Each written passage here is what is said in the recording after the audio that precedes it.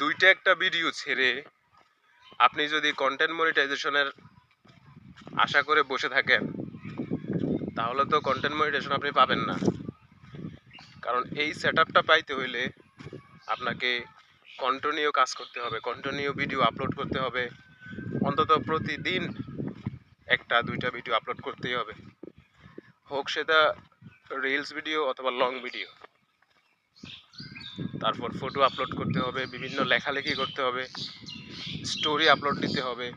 তারপরে যে ফেসবুকের মনমুক্ত হইলে কন্টেন্ট মনিটাইজেশন সেটআপ আপনাকে দিবে।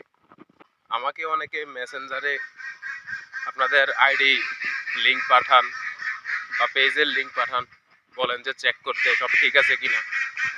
আসলে আমি গিয়ে দেখি যে আপনার পেজের মধ্যে 5টা-10টা ভিডিও ঠিক মতো নাই, এবং ভিডিও ভালো ভিউজও নাই।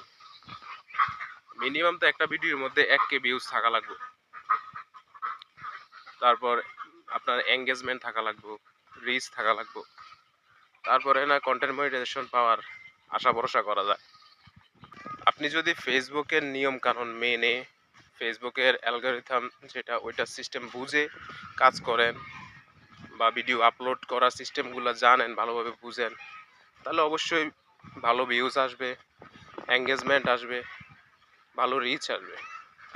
তাহলে ফেসবুক কোম্পানি বা ফেসবুকের যে এআই সিস্টেম আপনার পেজটাকে যাচাই বাছাই করে দেন আপনাকে মনিটাইজেশন সেটআপ দিয়ে দিবে।